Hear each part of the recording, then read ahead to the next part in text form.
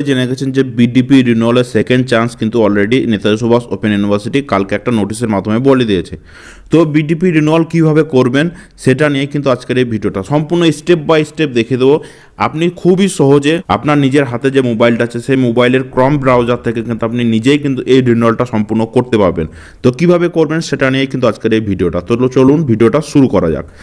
এই রিনিউয়াল করতে গেলে আপনাকে প্রথমেই যেটা করতে হবে, এখানে যেটা ওয়েবসাইটে দেখতে পাচ্ছেন renewal.wbadmission.com, এই ওয়েবসাইটে আসতে হবে। আপনাদের সুবিধার্থে আমি এই ওয়েবসাইটের লিঙ্ক ডিসক্রিপশন বক্সে দিয়ে রাখবো, সেখান থেকে কিন্তু এই ওয়েবসাইটে চলে আসবেন। এই ওয়েবসাইটে চলে আসার পর নিচের দিকে একটু স্ক্রল করলে দেখতে পাবেন এখানে কিছু ইম্পর্টেন্ট ডেটস আছে, অর্থাৎ BTP second base online application system for renewal will be available for use and from 1 ফেব্রুয়ারি 10টা থেকে কিন্তু শুরু হয়ে গেছে, অর্থাৎ অলরেডি বিটিপি রিনিউয়াল শুরু হয়ে গেছে। তো আমি দেখিয়ে দিচ্ছি কীভাবে রিনিউয়াল করবেন, যেটা লাস্ট ডেট কিন্তু 11 ফেব্রুয়ারি বৈকাল 4টে। বিটিপি অনলাইন ফিস পেমেন্টের ডেটও কিন্তু সেই 1 ফেব্রুয়ারি থেকে একদম 11 ফেব্রুয়ারি, অর্থাৎ 10 দিন 11 দিন টাইম কিন্তু দেওয়া আছে। এই ইম্পর্টেন্ট ডেটের পাশে দেখুন 3টে অপশন আছে, click here for BDP renewal, check payment status এবং প্রিন্ট স্টুডেন্টশিপ সার্টিফিকেট।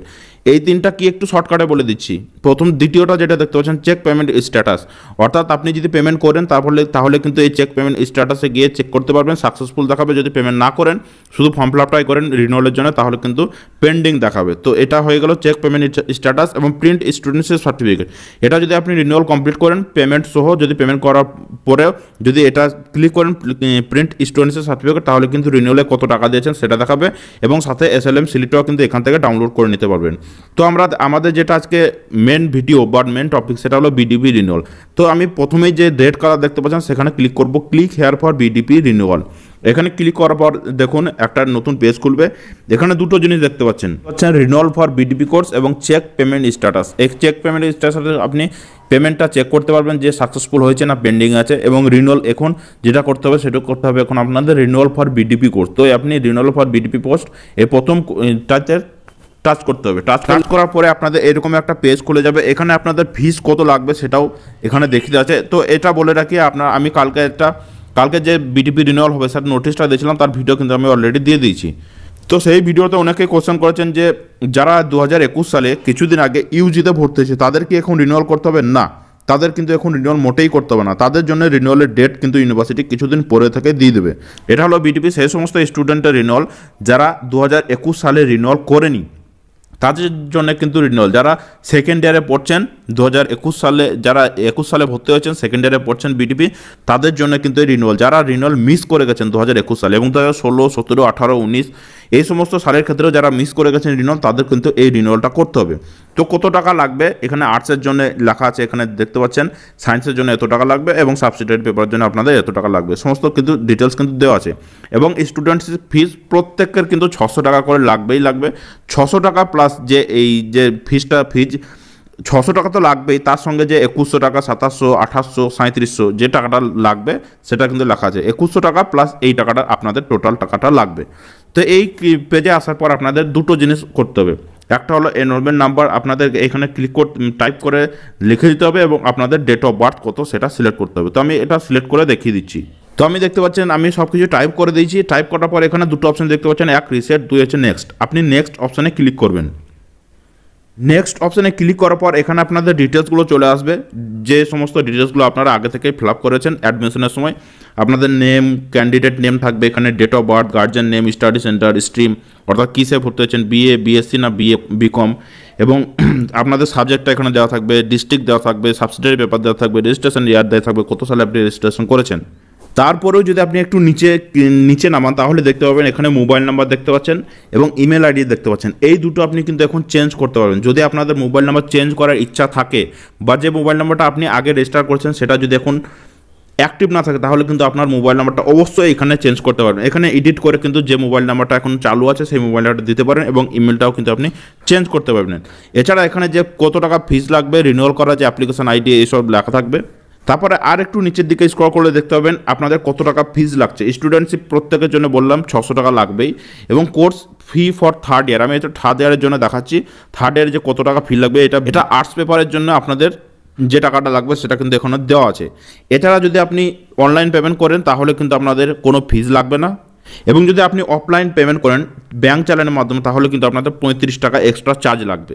ঠিক আছে, তো 600 টাকা প্লাস যে টাকাটা আপনাদের যে টাকাটা আপনাদের আর্টস পেপারের জন্য রেখেছে সেই টাকাটা প্লাস যদি আপনি অফলাইন ফিস পেমেন্ট করেন তাহলে কিন্তু প্লাস 35 টাকা লাগবে, যদি অনলাইন পেমেন্ট করেন তাহলে লাগবে না। এই পেজে আসার পর আরও একটু নিচের দিকে এলে দেখতে পাবেন ডিক্লারেশন একটা ফর্ম থাকবে। ডিক্লারেশন ফর্মের রেড যেটা কালার আছে টিক চিহ্ন, এখানে টিক চিহ্ন মারতে হবে। টিক চিহ্ন মারার পর আপনাদেরকে সাবমিট বাটনে ক্লিক করতে হবে, যেখানে একদম ডান দিকে নিচের দিকে দেখতে পাচ্ছেন সাবমিট বাটনে ক্লিক করতে হবে। এই সাবমিট বাটনে ক্লিক করার পর একটু নিচের দিকে স্ক্রল করলে দেখতে পাবেন click here for E payment এবং প্রিন্ট ব্যাঙ্ক চালান।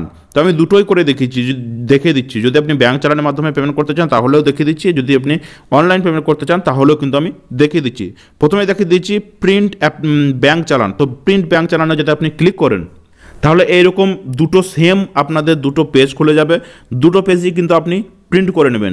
দুটো পেজ, এই যেটা দেখতে পাচ্ছেন এই পেজটা দুটো পেজ থাকবে, এখানে দুটো পেজ দেওয়া আছে। যেহেতু একটা ব্যাঙ্ক চালান যদি আপনি অফলাইন মোডের মাধ্যমে করেন তাহলে একটা পেজ আপনার ব্যাঙ্কে নিয়ে নেবে এবং একটা পেজ আপনাদেরকে ব্যাঙ্ক থেকে দিয়ে দেবে, আপনাদের নিজের কাছে সেটা রেখে দেবেন। সেই জন্য একই রকম দুটো পেজ কিন্তু এখানে প্রিন্ট করে নেবেন। এই দুটো পেজ প্রিন্ট করে আপনি ব্যাঙ্কে গিয়ে ব্যাঙ্ক চালানটা কাটতে পারবেন।